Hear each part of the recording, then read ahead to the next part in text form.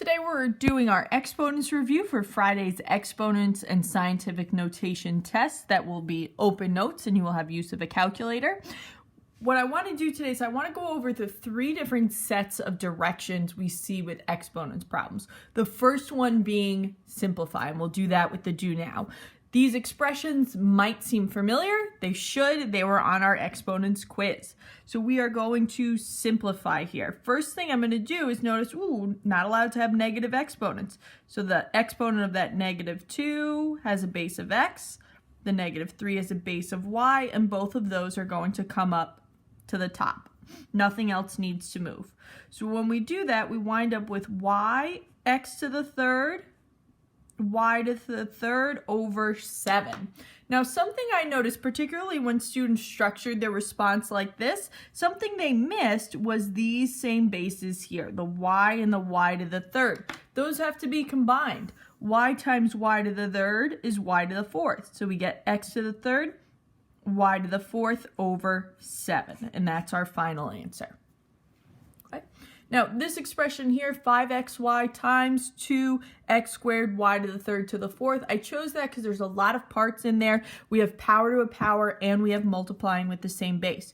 We're going to do our power to a power first. Remember, the 2 has an exponent of 1, so that makes this 5xy times 2 to the fourth x squared, 2 to the fourth x to the 8th y to the 12th.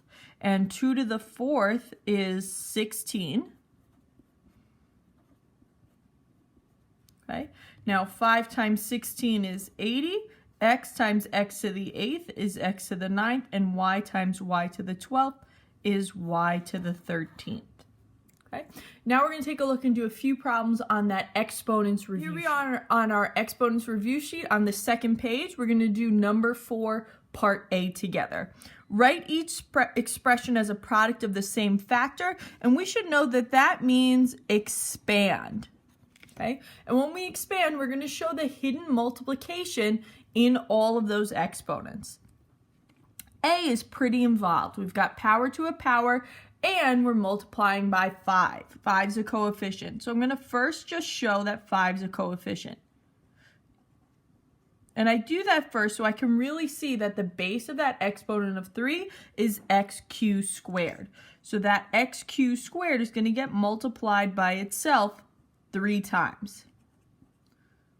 Now this is a part where students might say, oh, I've expanded. No, you have not expanded completely. There's still hidden multiplication in the exponent and with that x being a coefficient.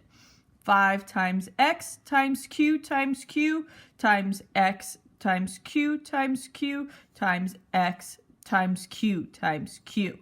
That's our final answer. Yes, we could simplify, but that is not what the directions are asking. They're asking expand, so that's all I'm going to do. Simplifying at this point would be considered incorrect because that's not what the directions are telling you to do. Our third and final set of directions with exponents we can see with number 5. Evaluate each expression for the given value when x equals -5, p equals 4, and y equals 2. Evaluating for that given value, we're going to substitute in. Now, I'm not really sure. There's a few people on the test that tried to simplify the expression without putting in the number for the value. I don't know what you're doing there. Why would I tell you x equals -5 if I didn't want you to substitute in? Remember, when we substitute in, we use parentheses, so we've got 7 times -5 to the third power plus p is 4, y is 2. Now we just simplify following PEMDAS, our order of operations. So exponents first, we have to do that -5 to the third. And I'm just going to write this off to the side. I want to make sure I realize that that means -5 times -5 times -5. -5 times -5 is positive 25. Positive 25 times -5 is -125. So that means we really have 7 times -125 plus 4 times 2.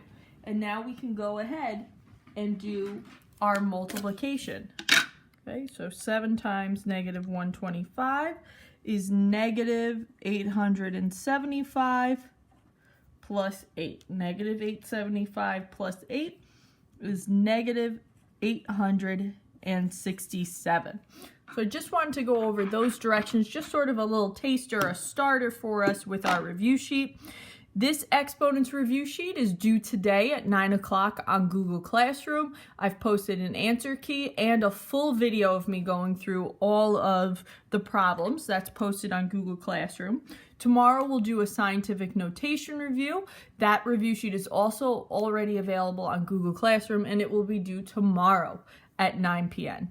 And a reminder, our test on Google Classroom for scientific notation and exponents will be Friday. It will be open notes and you can use a calculator. Our math jokes for Matthew folks today. Why is the obtuse triangle always so frustrated? Because it is never right. Have a great day.